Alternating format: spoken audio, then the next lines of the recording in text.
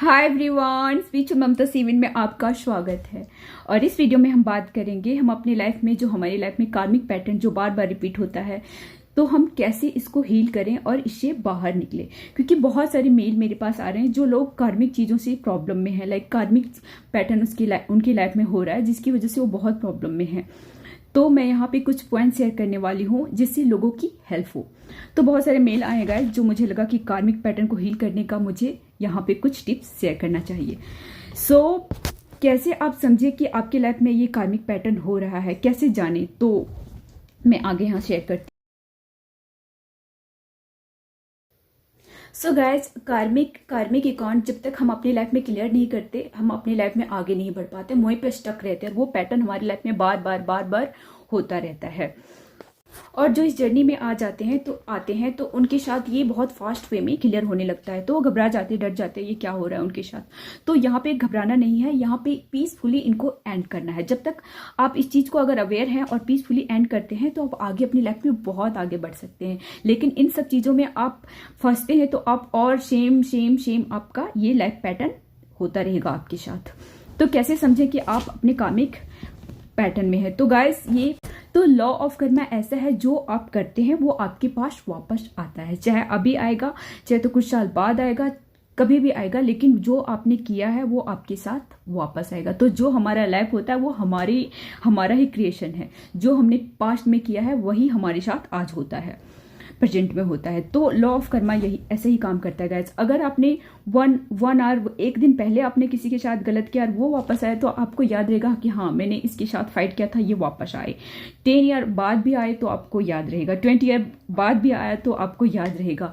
लेकिन ये अगर आप 100 ईयर या 200 या 300 ईयर पहले कर चुके हैं और उसके बाद वो पर्सन आते हैं आपके लाइफ में और प्रॉब्लम कर रहे हैं आपको, तो आपको लगेगा कि क्यों ऐसा हो रहा है, मैंने तो इनके साथ ऐसा कुछ नहीं किया है, ऐसा ये मेरे साथ बिहेव क्यों कर रहे हैं। क्योंकि अभी आपने कुछ नहीं किया है, लेकिन कभी ना कभी ये पत्थर आपने फेंका था, तभी ये पत्थर वापस आए, तभी वो पर्सन वैसे बिहेव करते हैं गलत तरीके से, या गलत चीजें हमारे साथ हो रहा होता है। बहुत सारे लोग होते हैं जो अनअवेयर हैं, जैसे कि जो अनअवेयर हैं तो वो समझते नहीं कि उनके साथ इतना गलत क्यों हो रहे हैं, वो इतने दुखी क्यों हैं। या फिर बहुत सारे ऐसे भी लोग हैं जो पास्ट से किसी का दुख झेलते हुए आ रहे हैं, तो वो समझ नहीं, वहां पे उनको स्टैंड लेने की जरूरत है। या बहुत सारी चीजें जो आपके साथ गलत हो रहा है, तो आपने एक ना एक टाइम पे उनके साथ गलत किया है, तभी वो आपके साथ सेम चीजें रिपीट हो रही है। जब तक हम किसी के साथ गलत नहीं करते, हमारे साथ गलत नहीं होता गाइस।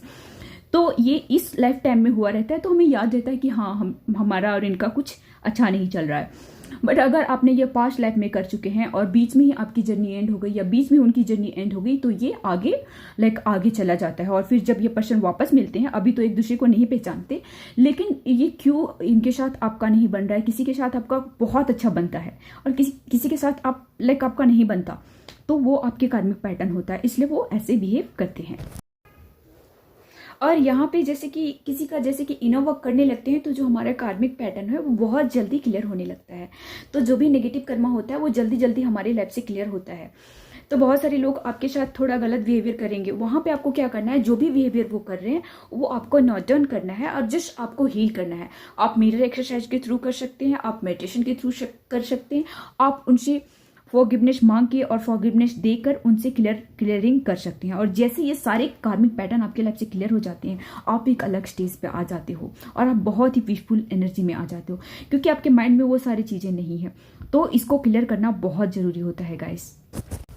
और जो भी इस ट्विन फ्लेम जर्नी में है, जब तक उनका कार्मिक पैटर्न क्लियर नहीं होगा, जब तक उनका सारा कार्मिक जो भी उनका कार्मिक लेसन है यहाँ का, जब तक वो क्लियर नहीं होगा, वो अपने पर्पस तक नहीं पहुंच सकते और अपने यूनियन में नहीं आ सकते। तो कार्मिक पैटर्न क्लियर करना इट्स वेरी इंपॉर्टेंट। आपको क्योंकि सोल लेवल पे ऐसा कोई फाइट नहीं है, फाइट सिर्फ यहाँ पे है, इस बॉडी कॉन्शियसनेस में ही फाइट है। और जो भी हमने पास्ट में किया है, जो भी हमारी गलतियां हैं, वही हमारे सामने आती हैं। तो हमें उसे पीसफुली एंड करते हैं। अगर हम पीसफुली एंड कर लेते हैं तो समझो आपने इस गेम में जीत लिया है, आपने बहुत अच्छा कर लिया है और आगे आपके लिए बहुत कुछ अच्छा होने लगता है। तो ये कार्मिक पैटर्न हील करना बहुत जरूरी। बहुत सारे लोग कहते हैं आपको नहीं पता ये इनका बिहेवियर कैसा है आपको। हाँ, तो आपने एक ना एक टाइम पे इनके साथ यही बिहेवियर रखा है, दैट्स व्हाई वो सेम बिहेवियर कर रहे हैं। तो यहाँ पे हील करना बहुत जरूरी है। और जैसे आप उनको फॉरगिव करते हैं और फॉरगिवनेस मांगते हैं कि अच्छा, मैंने इतना बुरा बिहेवियर किया था आपके साथ, तो मेडिटेशन में जाके आपको हील करना है। और जैसे आप हील करते हो पर्सन, आप ऑटोमेटिकली चेंज हो जाएंगे। बहुत सारे मैंने केस में देखा है कि लोग लाइक उनके कार्मिक पार्टनर है या कार्मिक फैमिली मेंबर में से कोई है या कार्मिक कोई बाहर भी है या जॉब में कहीं भी कार्मिक है, और जैसे उनसे लाइक वो फॉरगिवनेस मांगी कुछ टाइम तक या फॉरगिवनेस उनको फॉरगिव कर दिया, पूरे सोल लेवल पे दिल से फॉरगिव करना है, ऐसे नहीं कि जिस हाँ मैंने फॉरगिव कर दिया, ऐसे आप ऊपर मन से करोगे तो नहीं होगा। जिस आपने फॉरगिव कर दिया, पूरा अंदर से फॉरगिव कर दिया और उनको एक प्यार वाली भावना लाइक उनको प्यार वाली चीजें उनको शेयर कर दिया कि ओके वी आर वन, ऐसा आपने शेयर कर दिया और जस्ट आप अपने मन से निकाल दिया, तो आप देखोगे जो कार्मिक पैटर्न जो बहुत बुरा बिहेवियर कर रहे थे या जो बहुत गलत कर रहे थे वो इतनी जल्दी चेंज हो जाते हैं, लाइक एक सोलमेट में चेंज हो जाते हैं।